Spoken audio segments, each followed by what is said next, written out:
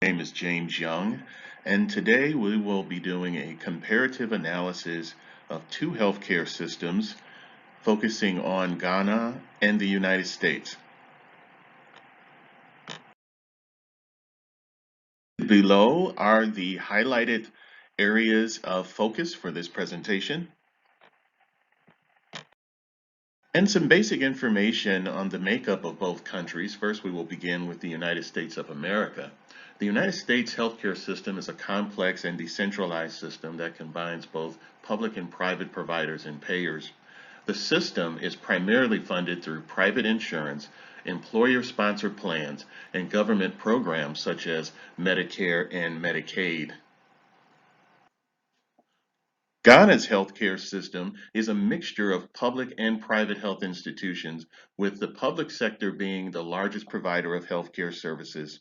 The government is responsible for the provision of basic healthcare services to all citizens and has made some significant strides in improving access to healthcare in recent years. And some basic data on both countries, we see that the United States current population, well, as of 2021, is 331.9 million. Health expenditures is $12,914 per person. Health index score is 54.83. Life expectancy is 76.4 years. Country classification would be determined as a developed nation. And in contrast with Ghana, the population is, as of 2021, 32.83 million. Healthcare expenditure, $75 per person.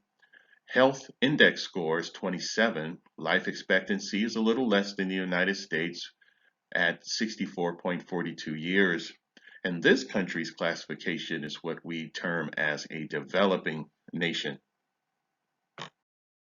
Overview of the Ghana healthcare system, we see that the Ghanaian healthcare system is divided into three levels: primary, secondary, and tertiary care. Primary healthcare is provided at a community level, and it is delivered by community health workers, community health nurses, and other healthcare providers. Secondary healthcare is provided at a district level, while tertiary healthcare is provided at the regional and national level. The Ministry of Health in Ghana is responsible for the management and administration of the healthcare system, while the Ghana Health Service is responsible for the delivery of healthcare services at a district level. The overview of the United States healthcare system is a complex one and a decentralized one that combines both public and private providers and payers. The system is primarily funded through private insurance, employer-sponsored plans, and government programs such as Medicare and Medicaid. However, despite being the highest spender on health care per capita in the world, the U.S. has actually the worst health outcomes than many other developed countries, with higher rates of infant mortality, obesity, and chronic disease. The Affordable Care Act, also known as Obamacare, was enacted in 2010 to increase access to health care and lower costs. It expanded Medicaid eligibility, created insurance marketplaces, and mandated that individuals have health insurance or pay a penalty. However, 9% of the U.S. population is uninsured, which can lead to higher healthcare costs for those who are insured. And the U.S. also faces a shortage of primary care physicians, which can result in long wait times and also limited access to care.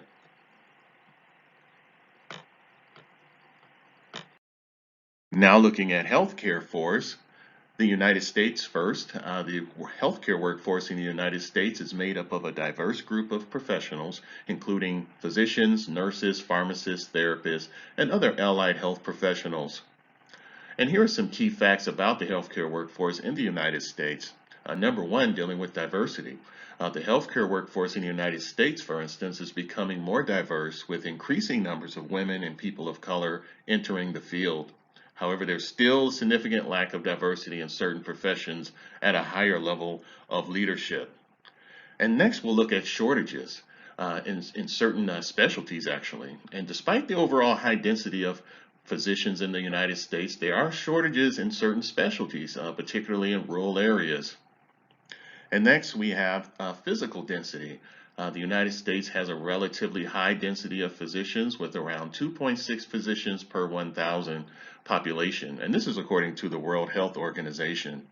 And lastly, the nurse density in the United States is around 11 nurses per 1,000 population, and this is according to a 2018 report, also cited by the World Health Organization.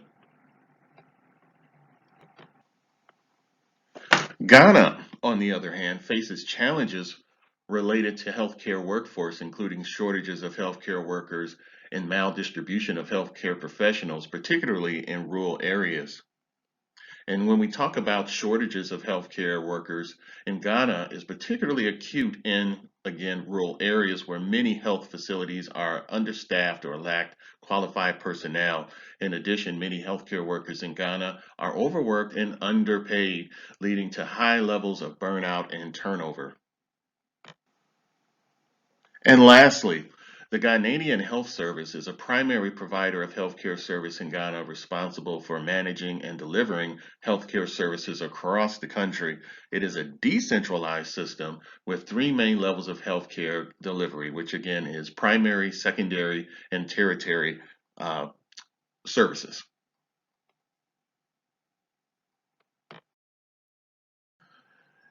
Next, we'll discuss healthcare funding of both the United States and Ghana, beginning with the United States. Now, in this country, healthcare is primarily funded through a combination of private health insurance and government programs. Private health insurance is typically provided through employers or purchased directly by individuals, while government programs include programs such as Medicare and Medicaid. Medicare, for instance, is a federal health insurance program primarily for people over 65 and for those with certain disabilities, with Medicaid as a joint federal state program that provides health coverage to low income individuals and families. In addition to Medicare, there's also the Affordable Care Act, established healthcare insurance marketplaces where individuals can purchase private health insurance plans, often with the help of subsidies to make coverage more affordable. The United States spends more per capita on healthcare than any other country in the world. In fact, in 2020, total healthcare spending in the United States was $4 trillion, which represents about 17.7% of the country's gross domestic product on a per capita basis. And this also translates to spending of $12,500 per person. The public health infrastructure and emergency preparedness in the United States is overseen by a combination of federal, state, local agencies, and organizations. The federal government actually provides funding, guidance, and technical assistance to state and local health government and departments to help them prepare for and respond to public health emergencies. As it relates to Ghana, their healthcare is primarily funded by the government, with additional funding from development partners, non-governmental organizations, and private health insurance schemes. The government allocates a significant portion of its budget to healthcare with the goal of increasing access to healthcare services and improving health outcomes for Ghanaians. As an example, the government introduced what's called the National Health Insurance Scheme in 2003, which is a public health insurance scheme aimed at providing financial risk protection and ensuring access to healthcare services for all Ghanaians. And also, despite these efforts, however, Ghana's healthcare system still faces funding challenges, particularly related to inadequate funding of healthcare, health infrastructure, medical supplies, and human resources for health. The government continues to explore innovative financing mechanisms to mobilize additional resources for the healthcare sector, including public and private partnerships, donor funding, and social health insurance schemes. On to access to healthcare. In the United States, 9.2% of the US population, or approximately 30 million people, in fact, do not have current active health insurance. And despite these efforts, in terms of the Affordable Care Act, Medicare, Medicaid, for instance, millions of Americans remain uninsured or underinsured and face barriers to accessing healthcare services. People who are uninsured or underinsured may delay seeking medical care, unfortunately, which can lead to more serious health problems and higher health costs in the long run. And obviously, here in America, we have several communities when talking about social determinants of health and having a lack of access to healthcare. We have, as a result, healthcare deserts in many places around the United States. And of course, with that, we have healthcare workforce shortages and marginalized populations who are impacted by being non-insured or underinsured. And on to Ghana.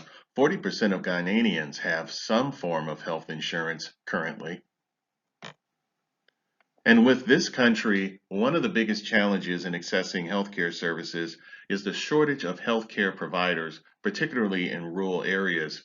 This can make it difficult for people living in rural areas to access medical care when they need it and result in long wait times in crowded facilities in urban areas. Another challenge is the cost of healthcare services, particularly for those who are not enrolled in the NHIS program. Out-of-pocket expenses can be prohibitively high for some Ghanaians, leading them to delay seeking medical care and foregoing it altogether, which is quite similar in comparison to the United States. When dealing with healthcare workforce shortages, particularly in rural areas, as well as marginalized populations. They seem to be semblance, even though one country, United States, is developed and one is developing. There's just some similar issues relating to access.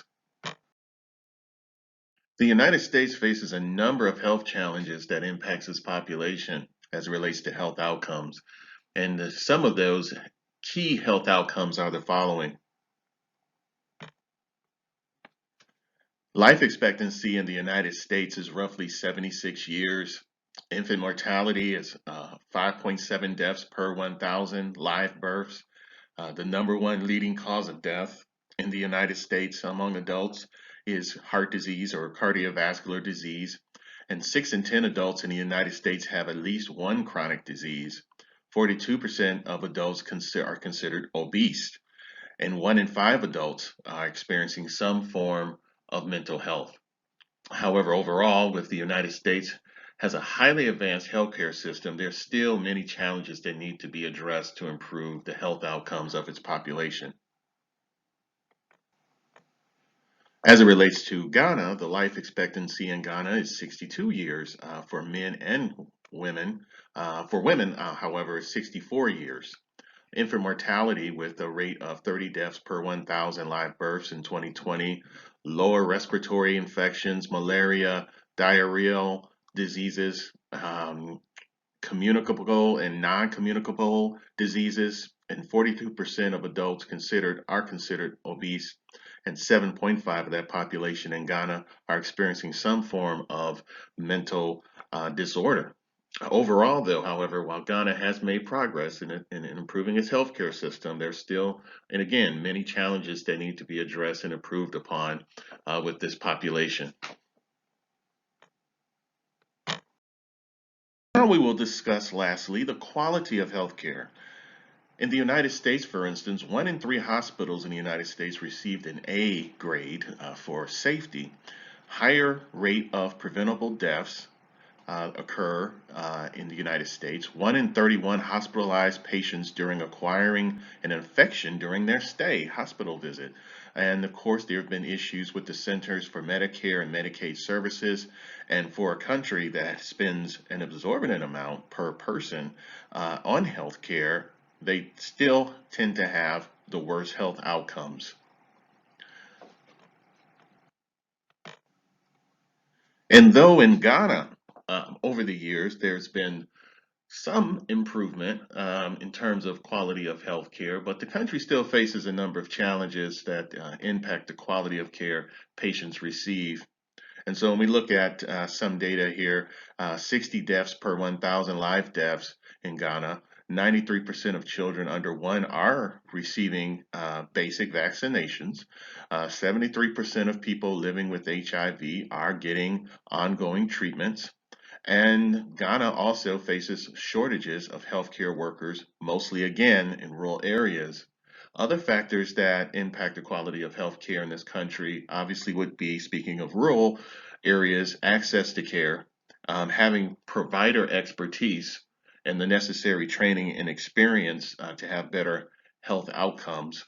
Also, the availability of medicines and supplies in this country, and the healthcare infrastructure itself, and all these factors having an impact, obviously, on health outcomes in this country.